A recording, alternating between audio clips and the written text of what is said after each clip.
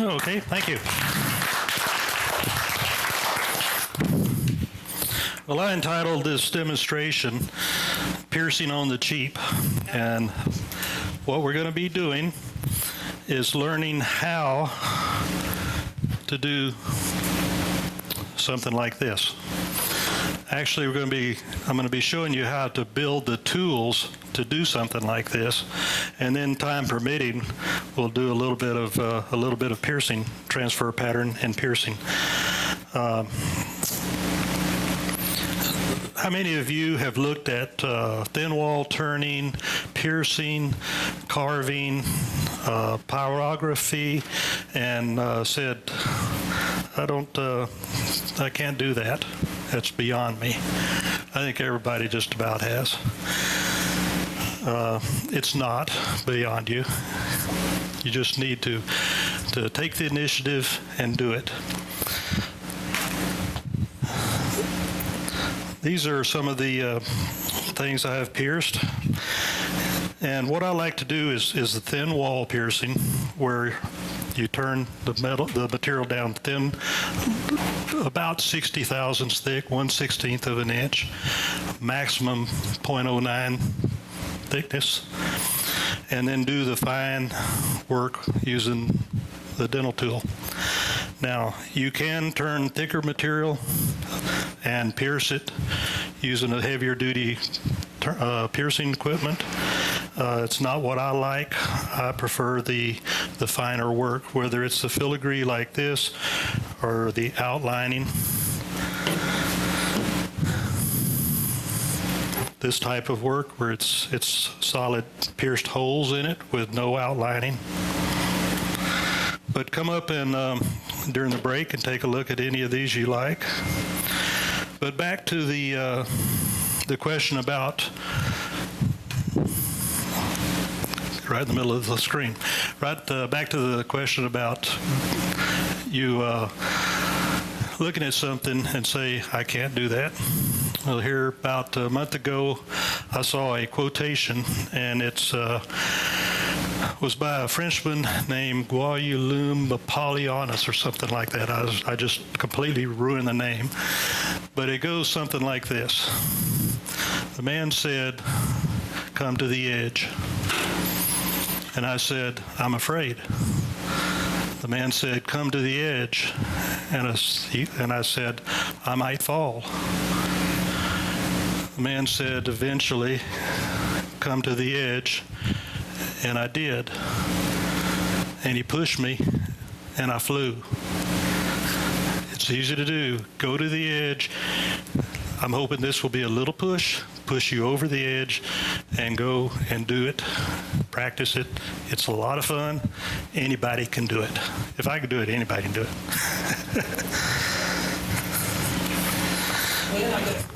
Okay?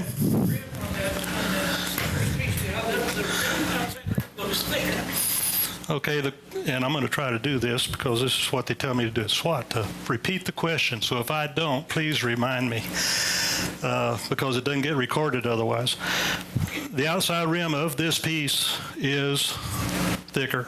It can be whatever you want, but it needs to be this way normally for stability. If you're piercing this fine all the way around, you need the stability and the strength of this. Now, there was one picture in the ones that were being scrolled through earlier that did not have a thick outer rim. It was pierced all the way to the edge. I didn't bring it because it is so fragile, absolutely so fragile that there's no way I would bring it. It's in a cabinet, and that's it. Now, these are, like I say, these are some of the ones I've done. I do have one back here, though, that is, I consider it my best one I've ever done. I don't put it out because, again, it is very fragile.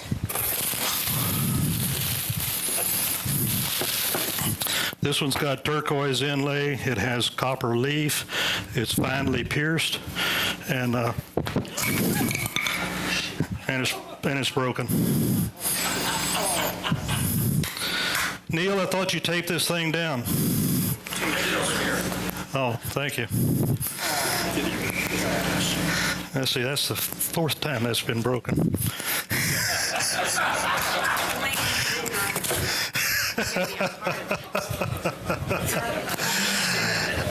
I cried when I broke it the first time, believe me, because I did have a lot of work in that.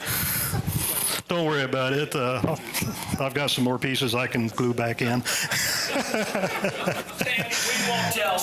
But, you know, it was originally a pretty nice piece. I was putting the first coat of finish on it and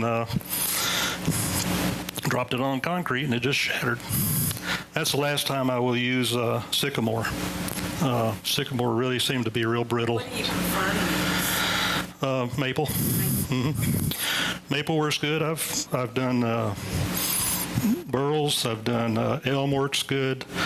Of course, our standby.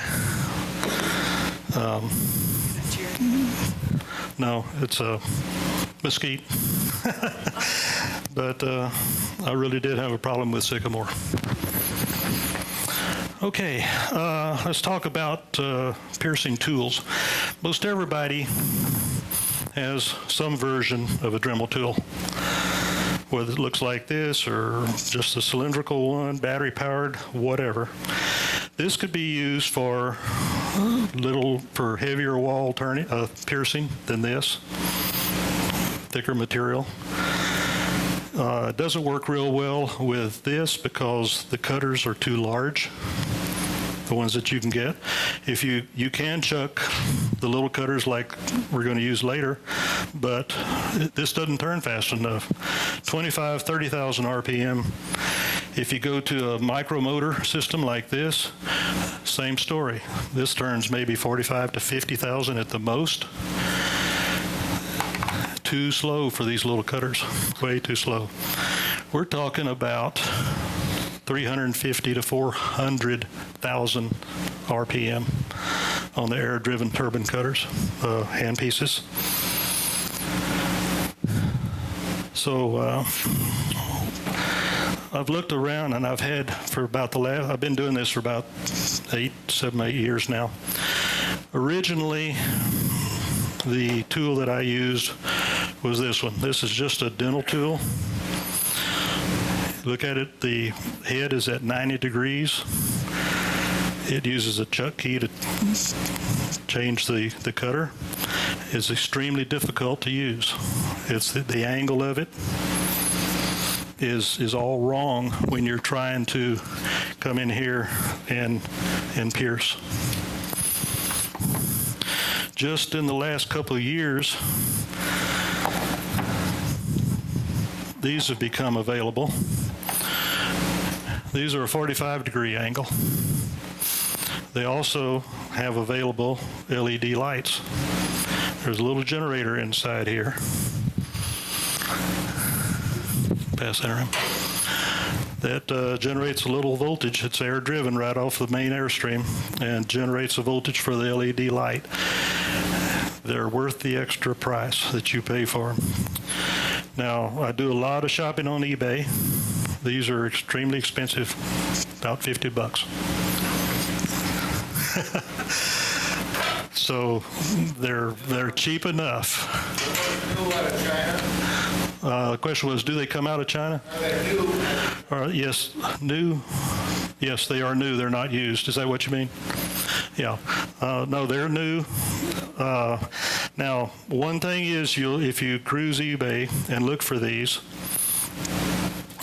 if you look on my handout, you'll see different links and different search words that you need to use in your search. One of the things that you've got to look for is ceramic bearings. The ceramic bearings do not require lubrication. If you don't have the ceramic, if you just have the standard steel bearings, you need to lubricate these about every 20 minutes. And then you're going to get oil on your turnings, and you don't want that. Ceramic bearings will last as long as you don't overspeed them, and we'll talk about that a little bit more later. But Inside this unit is a little turbine that looks like that. It's a little turbine just similar to what's in an airplane jet engine, powered by air through a scroll, and it spins, like I said, at 350 to 400,000 RPM. There are a couple different kinds of chucks available. You've got a push button, which is, let's see, can you get that? Okay, this has the push button chuck, which I was originally told would not hold the cutter very tightly. I have found out that it seems to hold perfectly well. So that's one of the things that you're going to look for is a push button chuck, or the alternative is one like this that uses a, where'd it go? A little key or a chuck wrench that goes over the unit like that, and you turn it to unlock the chuck. You put the burr back in, you turn it down to tighten it. This does hold real tight, so you don't have to worry about your burr coming out of the tool. Called the push button? Push button. Push button. Chuck. Yeah, Whole thing. okay. Oh, I'm sorry. The whole thing, the question was, what do you call this whole thing? When you search for it on eBay, and that's where I get all mine, you'll search for handpiece. In this case, 45 degree, because for the dental type handpieces, that's the best one I found, the best angle. Ceramic. And if you want the LED, they cost a little more, but they're well worth it, in my opinion. So if you search those items in your search engine, and you'll come up with a series of them, and they'll be priced anywhere from $50 up to $115, $120. They're all essentially the same item. Now, some of them are going to say NSK, which is a big brand name of handpieces, made in Japan. They lie. These are all made in China, the ones that are in on eBay. To my knowledge, NSK does not make a 45 degree handpiece.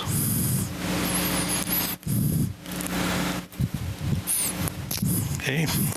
Now, one thing I found, if you've got any arthritis in your hand, it's real handy to wrap foam around them. If you don't have a heated shop, it's really handy to wrap foam around them, because air expands through here and through the turbine, and this thing will get cold. Vibration is not a problem, but it will get cold, and it's just easier to hold if you have that around it. Okay, now I mentioned NSK. The professional, you might say, handpiece, and the easiest one to use is straight, like this. The problem is, you don't find these coming out of China. I have not found a single straight, high-speed handpiece. Now, you can find low speed, but you're talking about 50,000 RPM again, but not the 400,000. This particular handpiece is $400. I'm talking about having the regulator, the handpiece, the hose, everything for less than $100 as a starter. If you want to upgrade to this, it's a simple matter. Unplug the old one, plug the new one in, and you're running. Now, this is kind of an intermediate price. There is one that is lower. It's smaller. It's made out of plastic. It has a plastic turbine in it. It comes apart, from what I've been reading. Messes up the bearings, and it's around $300. There's a couple that are more expensive, up around $500, and there's another one that's about $700 and some odd dollars, very similar to this one. So right now, for the higher powered straight handpiece, this NSK Presto is probably about the best one you're going to get. Okay, so having said that, what does it take to power these? Well, it takes some air. It takes about less than 2 CFM at 35 pounds per square inch. The best thing you can do compressor-wise, the least expensive, is 2 CFM, about 60 PSI. So a lot of your little squat compressors like you see at Harbor Freight and places like that will work fine. I've got a little one back behind the door here that we're going to use later, and it'll run, it'll cycle. It'll run for a minute, and then it'll cut off, and then it'll start running again. So the larger compressor you have, and I imagine most everybody here has a compressor, the larger the better. The larger CFM, the better. It will keep from cycling that way, because they do use a couple CFM. Okay, I didn't mention it earlier, I forgot, but there's going to be a test now, midterm. So I need you to think of a tool and a color. Got it? A tool and a color. Now, all of those that did not say red hammer, hold up your hand. Did not say red hammer. Man. Normally, normal people, 98% of the people think red hammer when they're asked that question. I don't know what to think about you guys. You know. I guess I thought red hammer when I heard it. You know. Okay, continuing on. I want to show you how to build the regulator filter assembly that goes into regulating the pressure and filtering the air that goes to the handpieces. So what you got to look at first is a filter and regulator. And you can have different types. Oops, sorry. Okay. This is a one-piece regulator filter assembly from Harbor Freight. It's under $15. Comes with a pressure gauge, which we'll talk about in a minute. Like I say, it's an integral. You can also do it this way with a separate regulator and filter assembly. Doesn't matter, they work the same. Look at the difference in the filters. You're going to want to preferably what's called a coalescing filter that will help it take the moisture out of the air from your compressor. The filters you see that are white are generally polypropylene or ceramic. They're going to be your better filters. They're going to filter the air to a greater extent. They're going to be around 5 micron or so filtering. Your bronze-centered filters are going to be 15 to 30 micron. The white is better. For these, the holes are large enough, it's not going to really make a lot of difference. So whichever one you get will work fine. Be very, very careful. There are advertisements out there for regulators that are not regulators. An air regulator is going to have a diaphragm in it, and it's going to control the pressure of the air coming out of the regulator. A lot of them are nothing more than a valve that is a flow control rather than regulator. If you hook up one of those to your hand tool, you're going to blow it. It's going to be turning I don't know, million RPM if you put 90 psi of air into that thing. So be very careful. If it's a flow regulator, you can take it and blow through it. Don't use it. Don't do it. Make sure that it has got a diaphragm type regulator. All right. So first off, you look at your regulator and you've got an input and you've got an output. And the way I do this, and it seems to be about the, already lost it, there it is, about the easiest way I found to do it, or it's easy, but it makes a nice assembly, is to build a wooden, or it could be metal, support assembly, and then attach your regulator and other components to it. But when you attach a fitting, and in this case it's a quick disconnect fitting, same type you get at Harbor Freight, or it's a pretty standard size, using Teflon tape, and I never can get this stuff flat, and keep it flat. You wrap the Teflon tape clockwise around your fitting. If you wrap it counterclockwise, it's going to come off and ball up around the threads. So 2 turns. Make sure you don't have any loose ends down there. Look for your input and screw it in.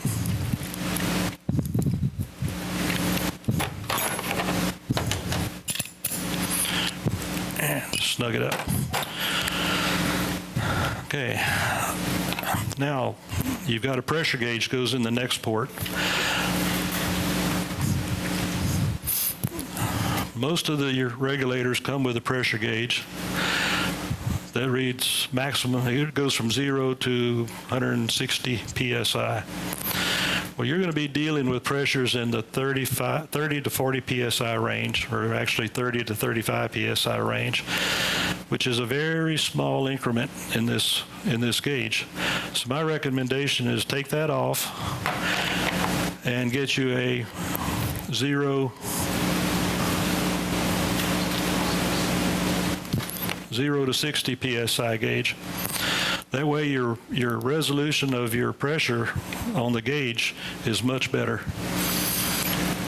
You really don't want to overpressure these handpieces. It is catastrophic. I know from experience. Same story with the tape. Now, a lot of people say, "Oh, Teflon tape isn't any good." I learned how to scuba dive back in early 60s. Back then, we used fire extinguisher tanks, bottles, CO2 bottles for our tanks, and we had 1-inch threads, pipe threads on the valves.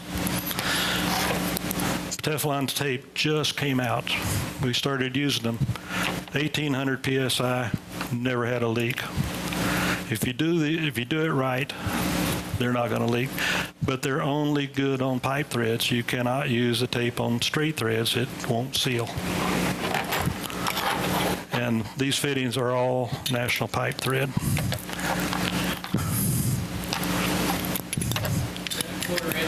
These, the input and output is 1/4 inch. The gauge is 1/8 inch pipe. Question was, are all the fittings on these regulators 1/4 inch? In this case, actually some of them vary, but generally the input and the output are 1/4 inch NPT pipe thread, taper pipe, and the gauge is 1/8 inch.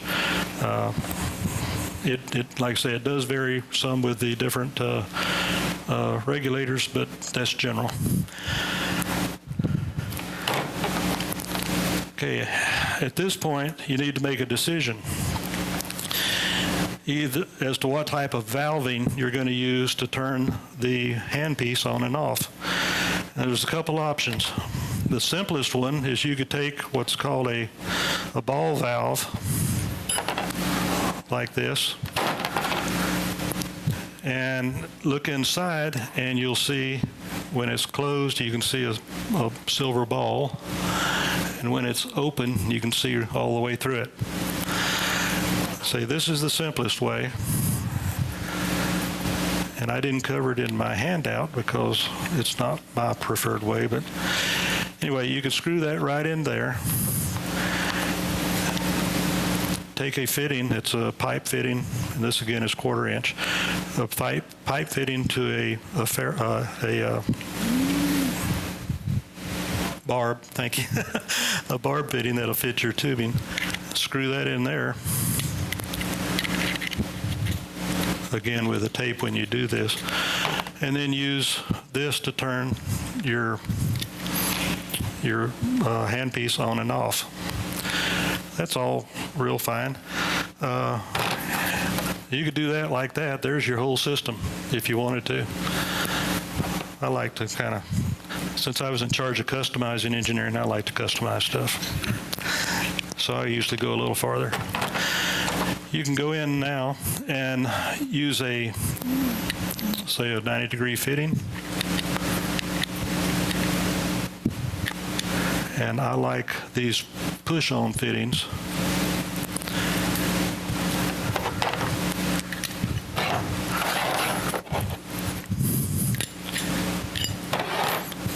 That are swivel fittings, or they make straight, they make T's, all kind of things.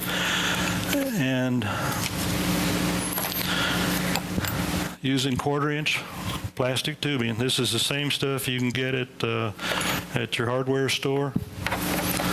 This is just PVC. No, this is polyethylene. They make nylon also, which is even better if you have it. But it just pushes in like that, and you're done. There's an O-ring seal inside here. There's little grippers that hold the line in place. If you need to take it out, you pull the button or push the button, and it comes right out. But it seals real good. You don't have to worry about leaks.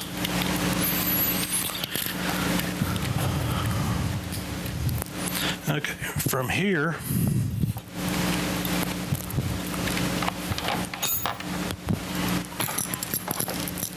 most of these regulators come with brackets to mount them. So after you've built your support assembly,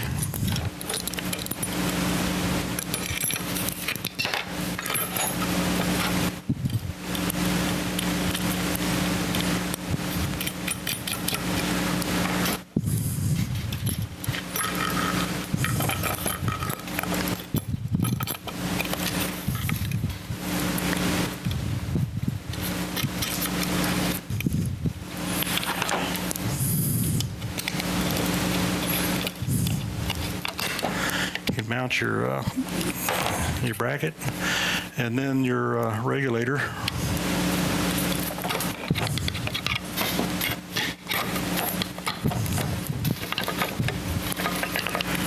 Goes in there with a jam nut.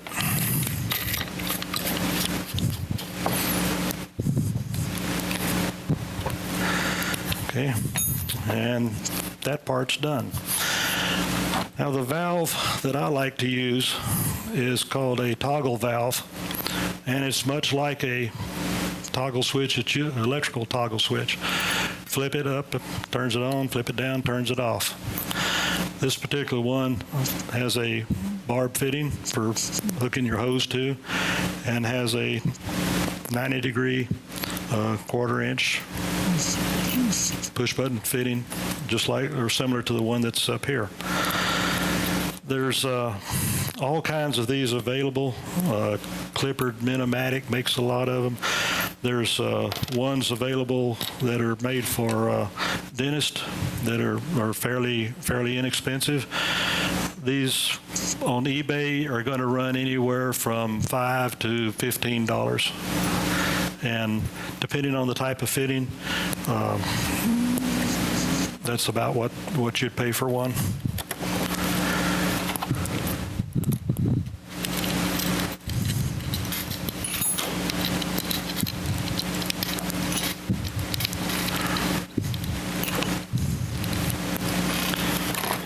So you mount, if you want to go this way with a toggle valve, which I do highly recommend, it's just kind of nice to be able to just flip a switch and be done with it.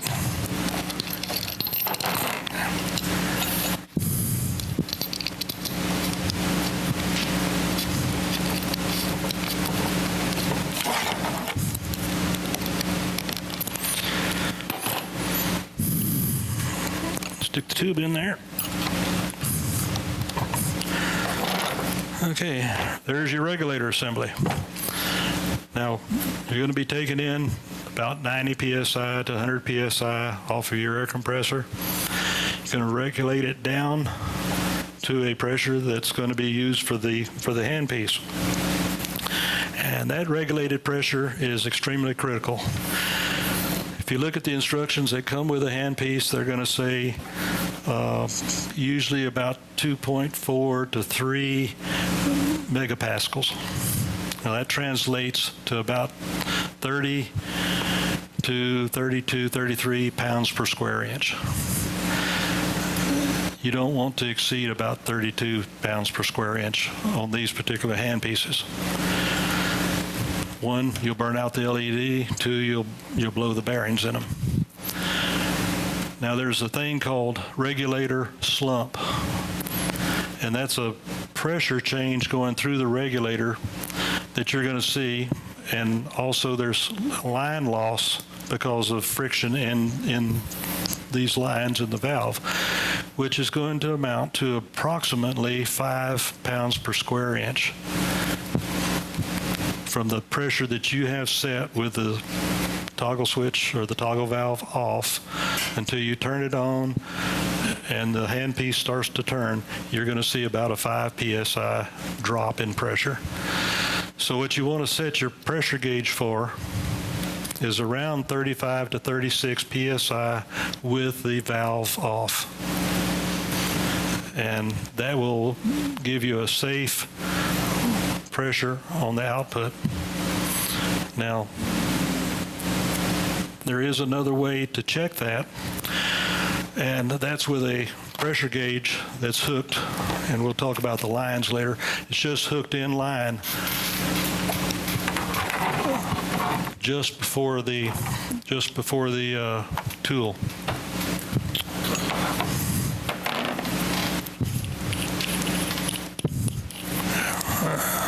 Let's do it on this one.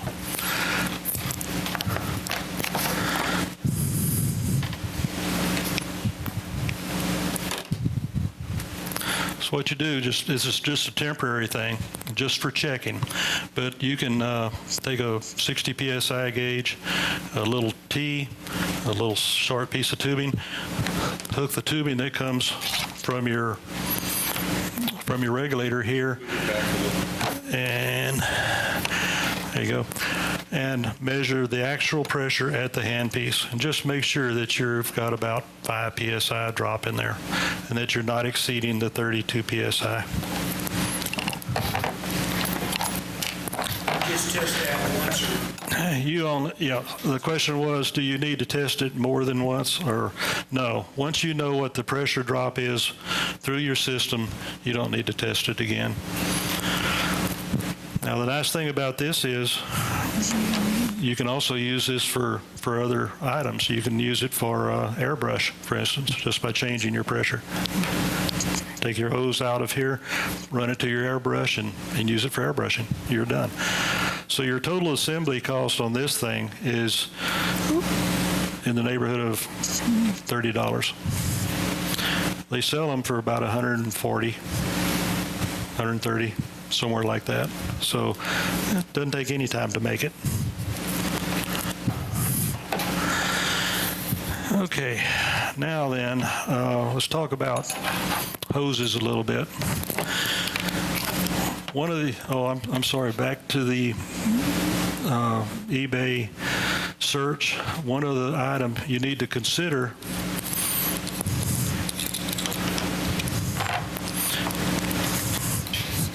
is the number of ports in the handpiece.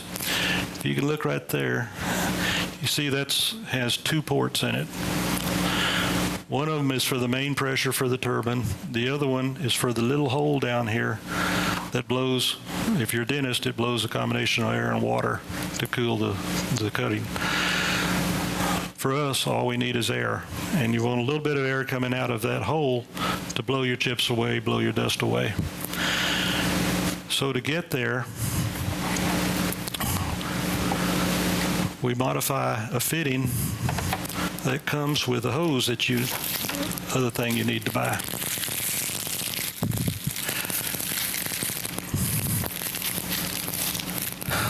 These hoses are made for dental handpieces. This particular one is made for the 2-hole, so it's got a 2-hole connector. It has 2 tubes. The little yellow one here is for the water that the dentists use, and the green one for the air. What I recommend doing is getting a hose like this. It's about the only way you can get it. Sometimes you can find just the fitting. Strip the hose out, which is going to look like this. Or you can go and get a silicone hose that looks like this.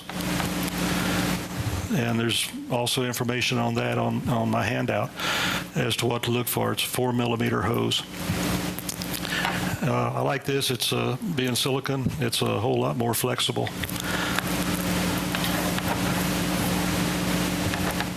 Now, I also like to not have a lot of resistance in your handpiece when you're using it. I don't like a big hose like this first one I did that uses both tubes in there. So I like to narrow it down to one. And in order to have one hose coming in and have 2 airs coming out, one the main air for the turbine and one for the blowing the smoke away, you've got to modify this piece. And the way I do that is to come in here and I'll drill about a number 70 hole through the outside and into this large chamber. I will then drill about a number 80 hole between the 2 chambers. And that number 80 hole is what the air flows through going to the air outlet for your smoke.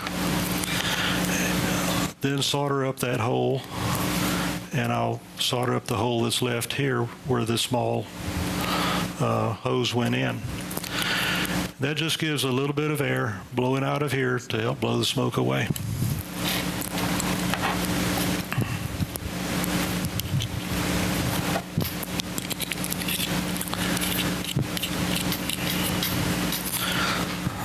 Call up those pictures.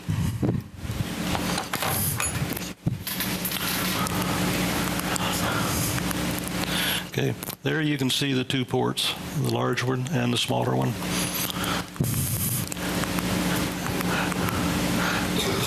Okay, here's where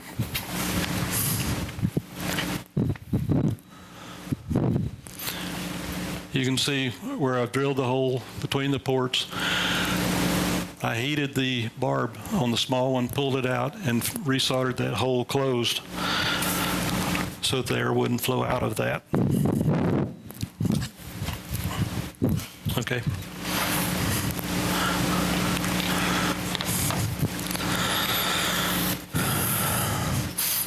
All right. Now,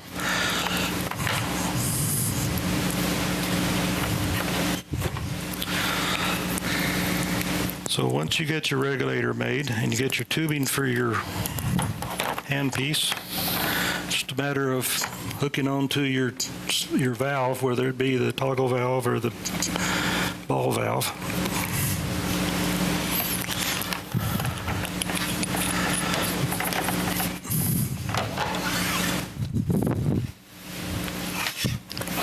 Yes. Yeah.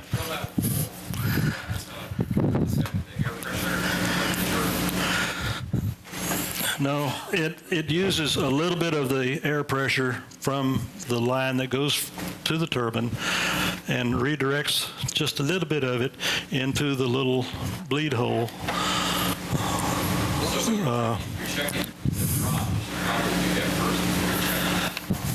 Yeah. No, you check the drop.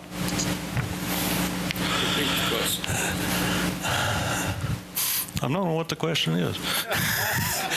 The question was, tell me if I'm wrong. When you drill the hole, are you taking air from the main feed and directing it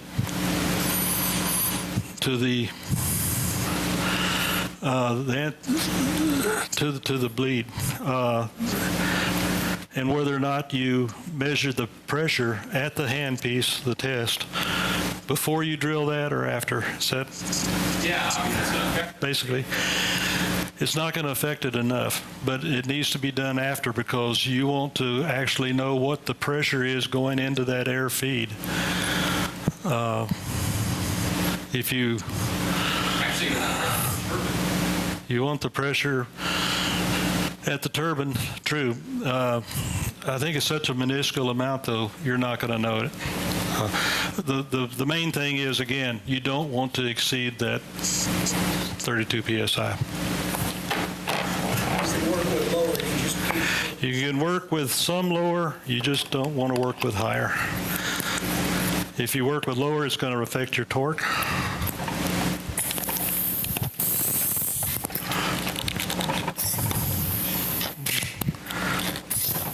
Great.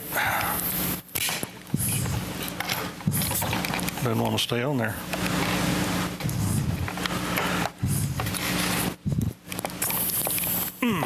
There it goes. Okay.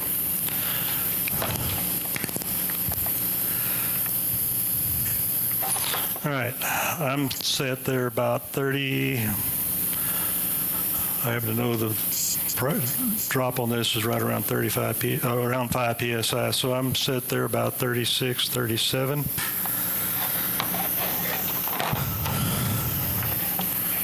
I'll turn it on. Okay, compressor cycle. I'm at about 32 psi. And you see the LED light? That's really, really nice.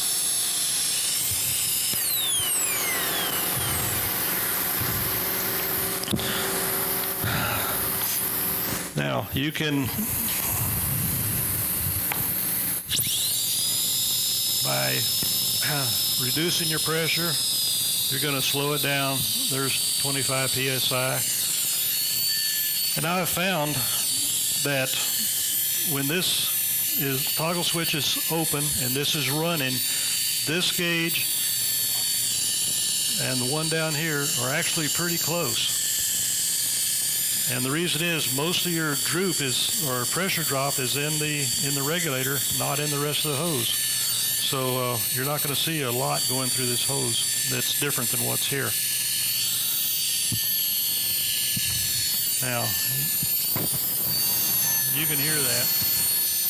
A lot of people don't like it. It's really not that bad. You get used to it.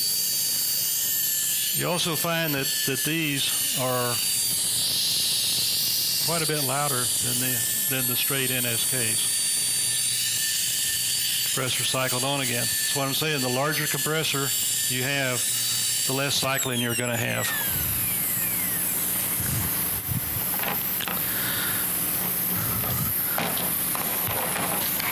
Okay.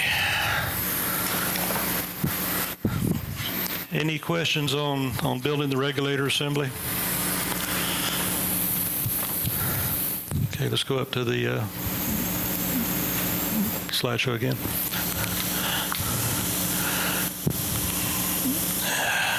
I'm going the wrong way, I'm sorry.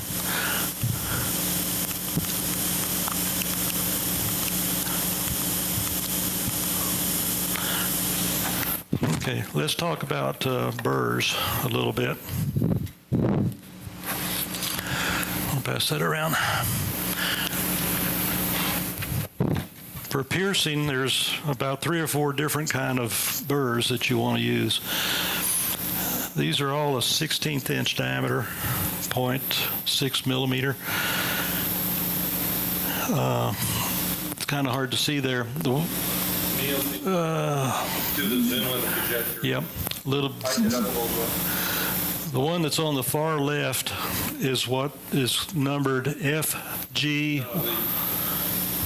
On the front, on the left, should be a zoom right there. The viewing.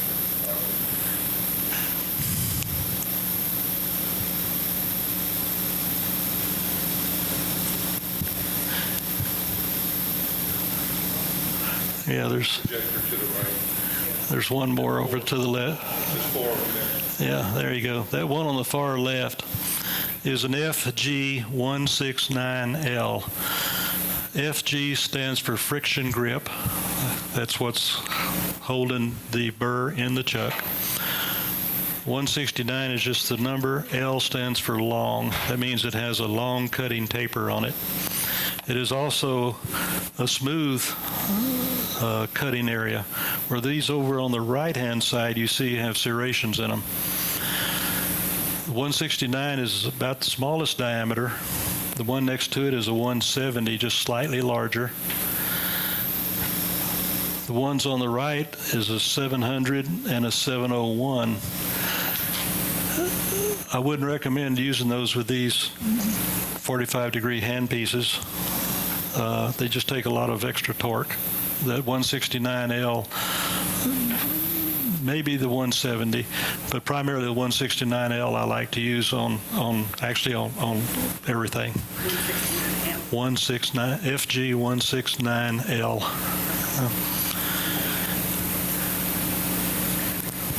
And these are all burrs that I buy mine on. They're carbide. I buy them on eBay. They've gone up in price. On eBay, you can get them for about $1.50 a piece. If you buy 100 of them, you can get them for less. You do break them periodically. I'll talk a little bit about cleaning them here in a minute, but they last a long time. One of these will last, if you don't break it, will last at least for doing a platter like that one, and maybe 2 of them. They like I say, they would last a long time. All right, now with the back to the Dremel. Again, there is a Dremel number 111 burr that is real small, but it still will not do that work easily. You can do it, but it's going to take you a long time. Here, pass that around.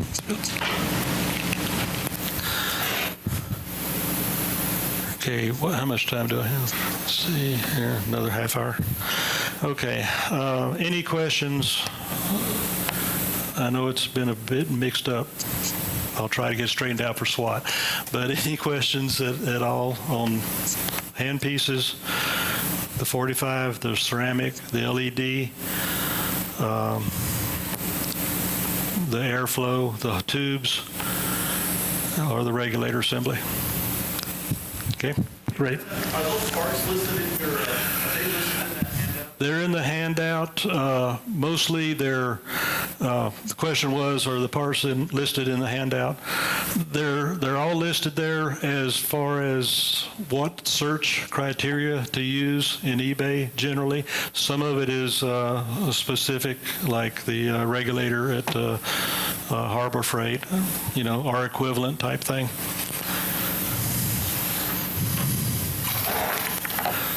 All right. Let's go into a little bit of piercing then.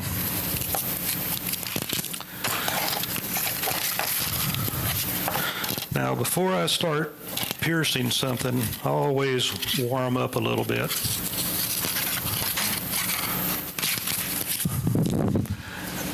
So I just take a piece of, in this case, it's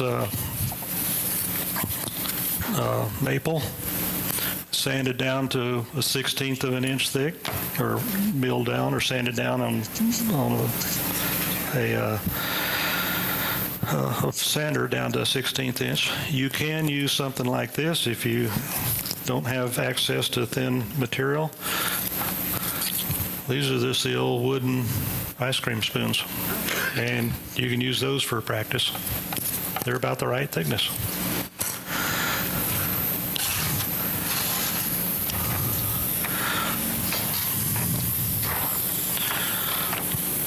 But like I said, I will start and just warm up a little bit just by doing some just miscellaneous.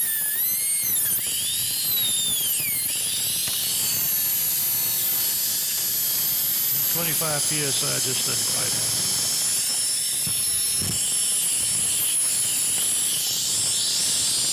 The other thing I use is a magnifier.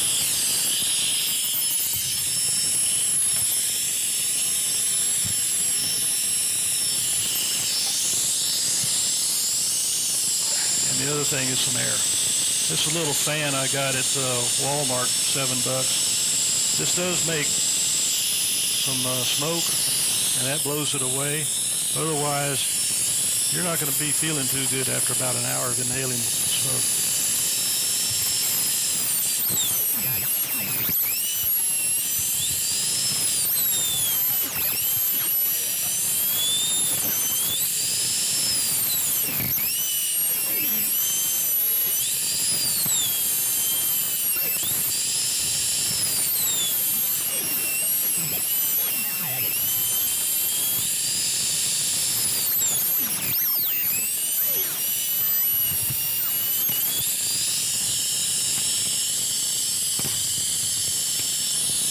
So do that for a few minutes, just to kind of loosen up your hand. But you don't normally, not normally, if you're going to have patterns like I do with the butterflies and that type of thing, you've got to have a pattern to transfer to your workpiece. If you go out and look on the internet and do a Google search for, say, butterfly coloring book, or butterfly image, or butterfly line art, or flower line art, that type thing, there's hundreds of different images that you can download. There will be outlines, it'll be line art, whatever type thing.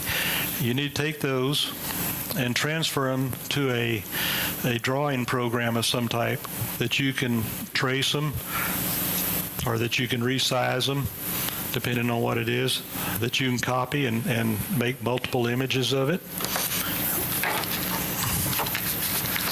And using a program like that, you can make a pattern, something like that. Now that's printed on a laser printer, black and white laser printer. I have a color, and I found out the color printer just won't transfer the ink or the. Under the camera here, Yeah. There you go. So, like I say, the image won't transfer to your wood off of my color laser for some reason. Why, I don't know. Also, you can go out and you can find images of various things all over the place. This was and I didn't print it in color, but there's yeah, I did.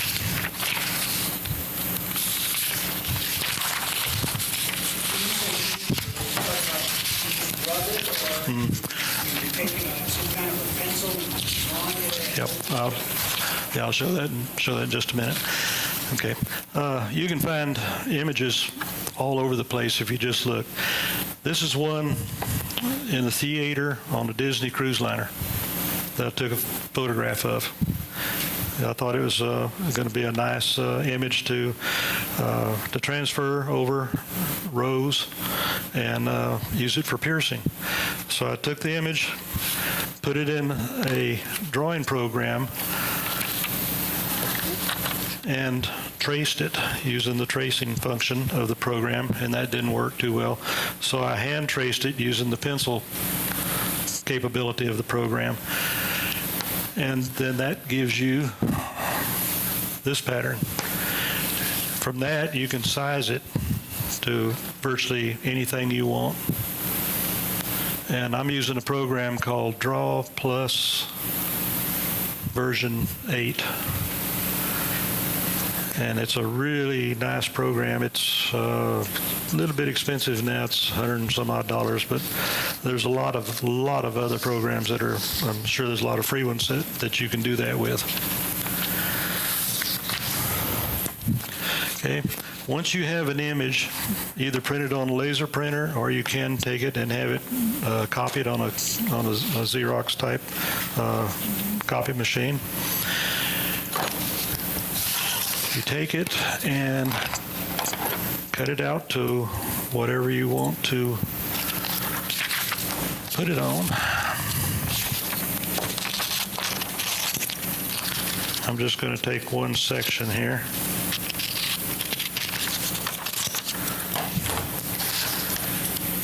Take it and turn it upside down.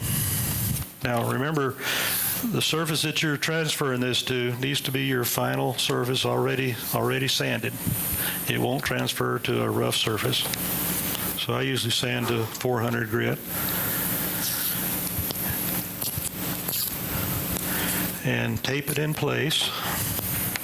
Now when you have a compound contour like that, or sloped contours, you have to do some monkey motions in here to get them to fit. Monkey motion.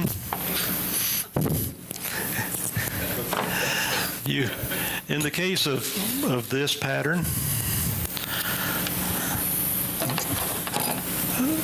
it's going to go on in a bowl that's going to be sloped inward like this.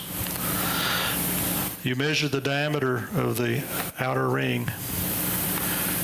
You measure the width of your flat.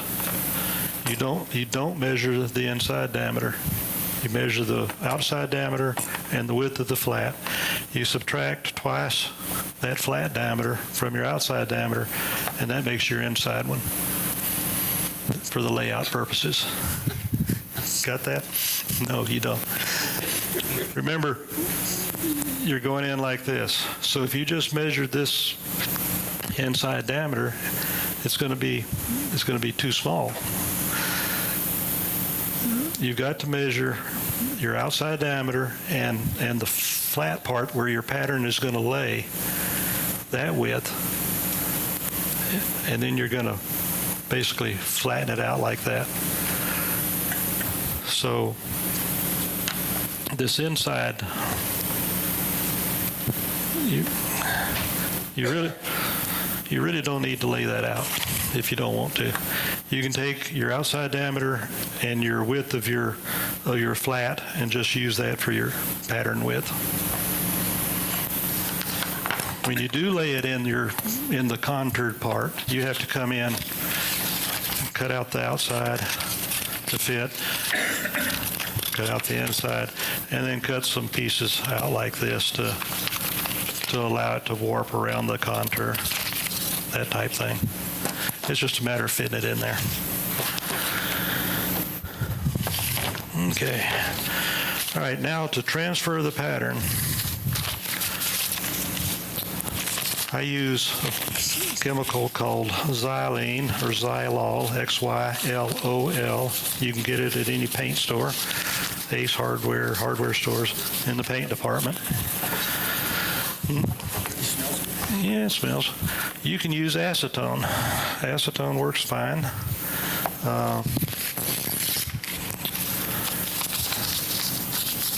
Xylol is a little bit more forgiving maybe than the acetone is, because it does dry slower. But you can get too much on here very easily.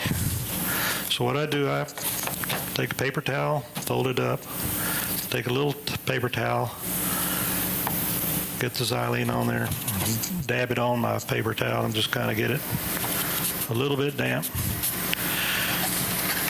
And then just kind of lightly lightly rub and dab the pattern.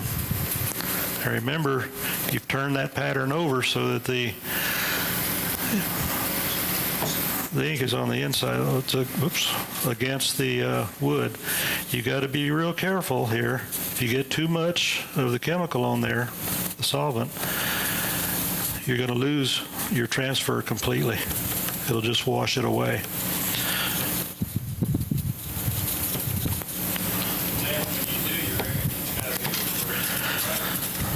If it matters, yes. The question was, when you do your image, it needs to be the reverse image of what you see on the computer screen, because you're turning it upside down. I mean, if you're looking at the image on the computer, and you want, say, a bird to be facing left on your piece, you're going to want it to face right on your computer screen when you print it, because you're taking the printed image and you're flopping it over upside down, and it'll be facing the wrong way. So once you get this image transferred like that, hopefully it came off. Yep, pretty fair. There's your image that you're going to pierce. You said you wanted that wood sanded to 400 finish? That's You want your final finish on there as well? no, this is before finish. You don't do any finishing until after you pierce. Good question. Did I ask what your question was? Okay. That's easy to forget to do, I'll guarantee you. Okay, one other thing I do is I usually take and put a hand towel down. When you do piercing, it has a tendency to blow little chips, black stuff all over the place. And this kind of catches some of it. It doesn't catch all of it. So,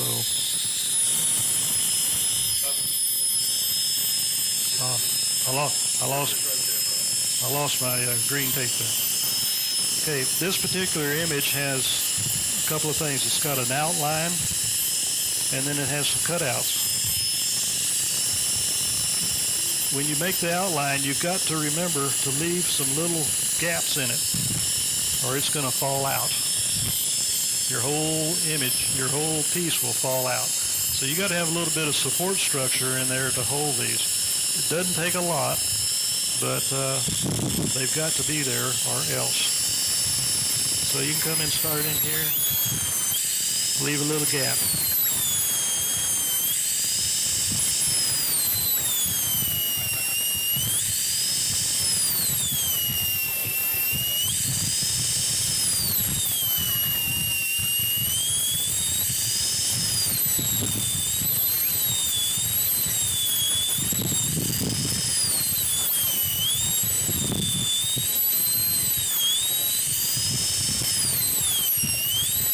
I know watching somebody pierce just like watching paint dry. So I'm not going to do much of it, but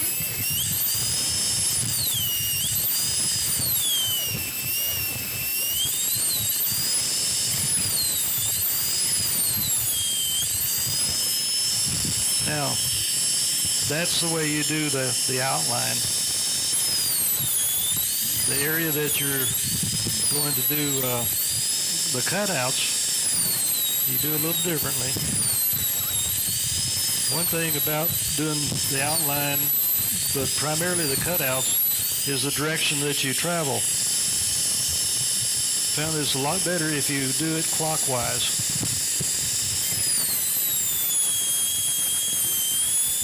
And the cutter, the question was which direction the cutter turned. Looking down on it, it's turning clockwise. Looking at this end. Making the cut clockwise seems to be easier. Now, once you make that cut, you'll see that there's burned area all the way around it. If you go back and go counterclockwise very lightly, you can clean up a lot of that burned area. Now, I found out you may want to leave that burned area, may want to leave it black, but if you don't, you can go back in, like I said, and go counterclockwise with the tip of your tool and clean a lot of it out. Okay?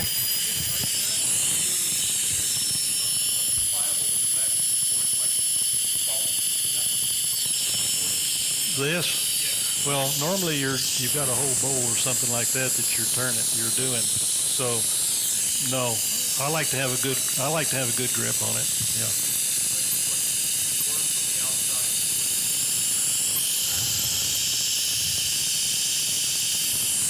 Not necessarily. I just kind of work whatever feels good and do it. Yeah. But again, it's just, Pete, do you always do it clockwise?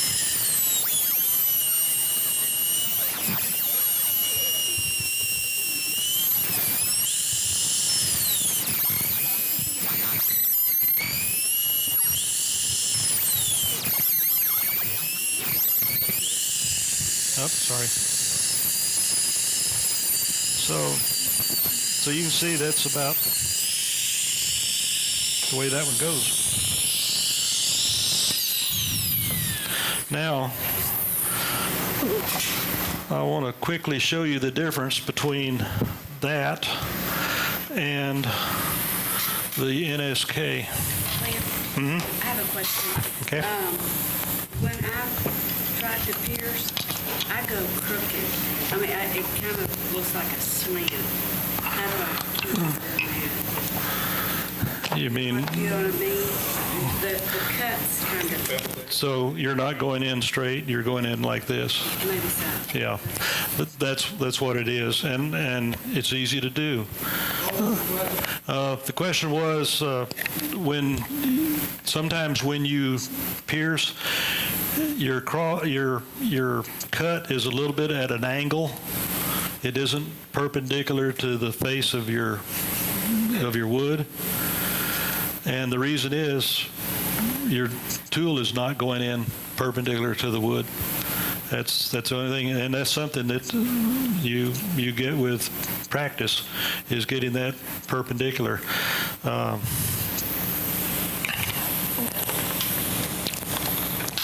I should have tried this hose before I left.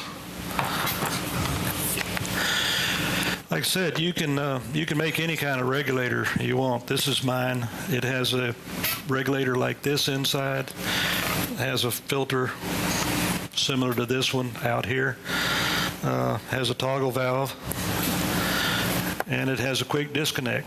This is a little disconnect which is similar to these big ones. Same thing, only smaller version of it. If you look on eBay or other places, they have ones that are made for airbrushes, and they also have ones that are better than that are made for paintballs, guns.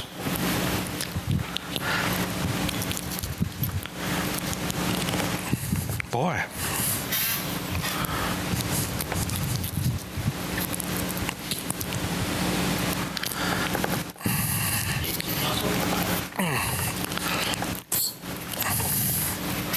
Yeah, that's sort of hooked. Okay, I was going to show you this quickly. This is the $400 NSK handpiece.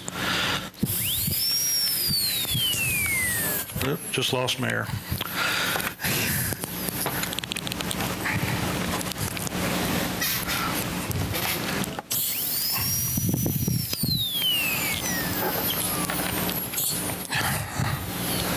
I don't know what the deal is here. I guess it's a wrong fitting.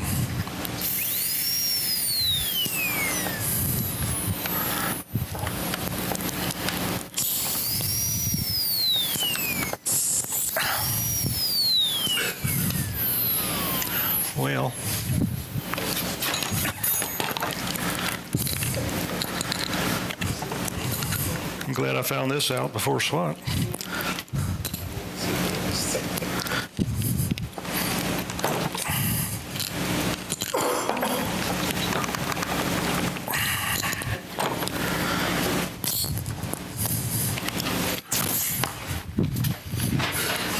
Excuse me just a minute.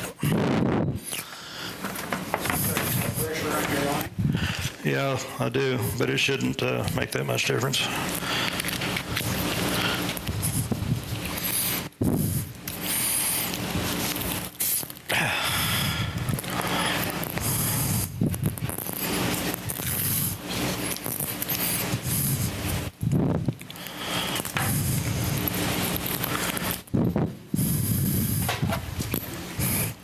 That's the way it's supposed to work.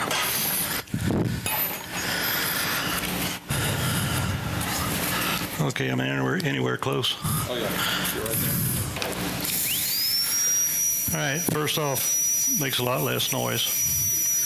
And it is much more powerful. But it costs 8 times as much as the other one does.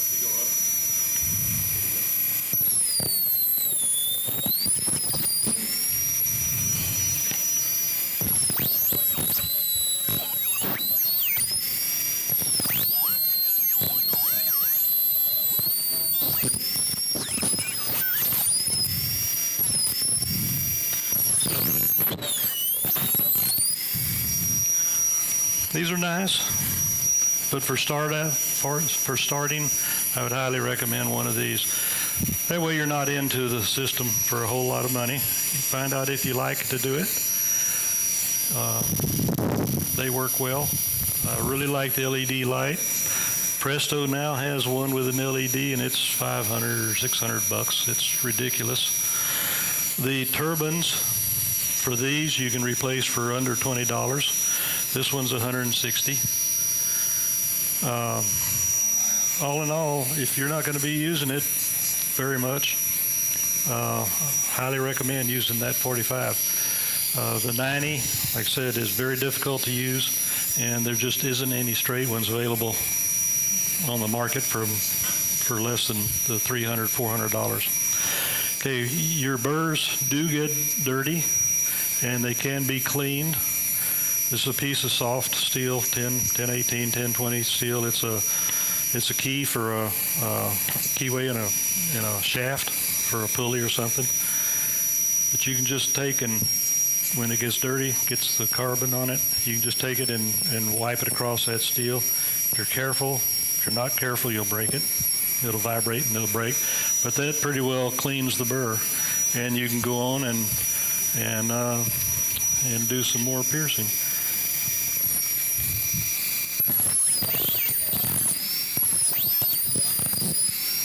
Do what? Yes, I have. The question was, have I ever punched that into my hand? Yes. You can do it, so you do need to be careful. I'm talking about piercing wood here now. I'm not talking about body piercing. You can. Yeah, but it does get blood on the wood. So basically that's what you're doing, and like I said, I'm primarily would like you to, if you're interested in this, this is a cheap way to get involved. Once you build this, it'll run this just like this one does. It'll run your airbrush, any of those air power tools like that. And your cleanup after you've done Okay. Question was about cleanup after I'm finished. Okay, first off, like I told you, I go around counterclockwise, and I found that after you do the clockwise cutout, if you do several of them and then go back and do it, it seems to work better. I don't know whether it's still hot or what, but after you let it cool off for a minute and then go back and do the counterclockwise, it cleans off easier than it does if you do the counterclockwise immediately. Okay, cleanup. There are a neat little rotary Scotch-Brite radial bristle disc that look like this. And you put them on an arbor. And this is where your micromotor comes in handy, or your Dremel.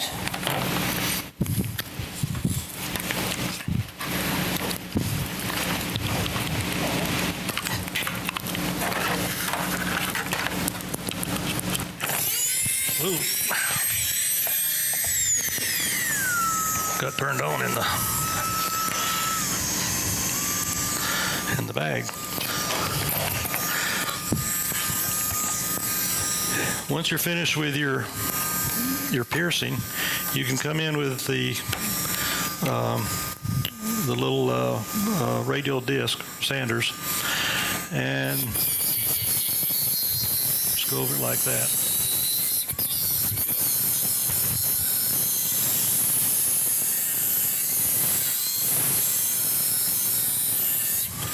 And then do the other side.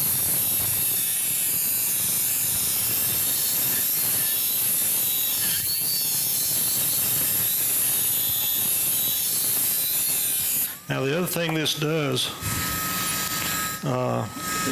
generally when you do the piercing, you're going to leave some of the lines that you transferred off your pattern, and this will take them off. You just sand them off. There's various grips. I usually use the 220, 180 or 220 grip.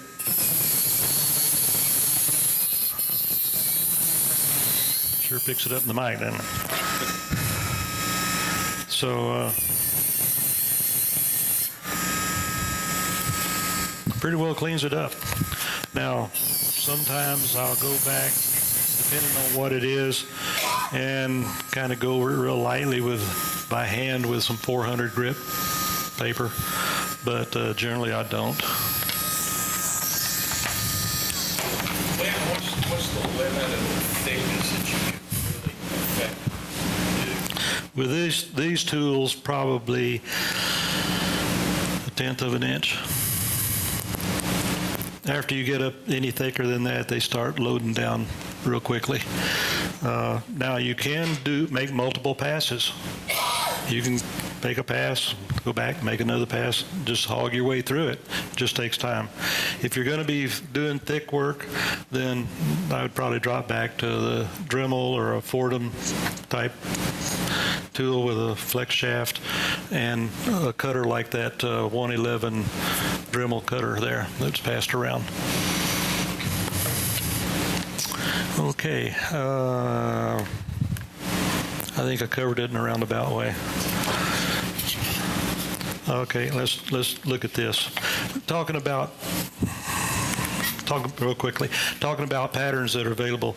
This pattern was a Linux candle holder, about that big around, and it had that pattern cut out in it and pierced out of the candle holder, and it's Linux porcelain. I took a piece of paper, stuck inside it, and I had some silly putty, essentially, crammed it down in the inside, pushed the paper out against the edge, traced it with a pencil, pulled the paper out, scanned it on the scanner, so I had an image of the outline. I went in and, again, traced it using the drawing program, and that gave me the section this big.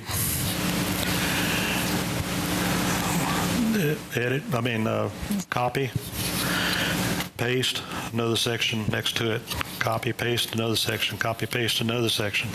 So I had them all strung out, grouped them together, and printed them, wrapped it around, transferred the pattern. Now this piece I got too thin.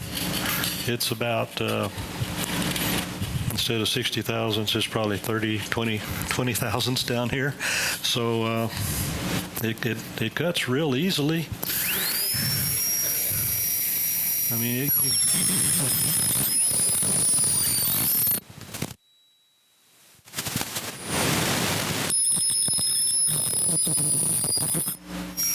but there's some other area up here that's almost a tenth of an inch thick. I just really didn't do a good job turning this. I did cut it earlier with this tool, and I could do it. Some of it I had to make 2 passes on though to do it. So, limit, I would say, somewhere around a tenth of an inch with this tool. Okay, any other questions? Okay. All right, thank you very much.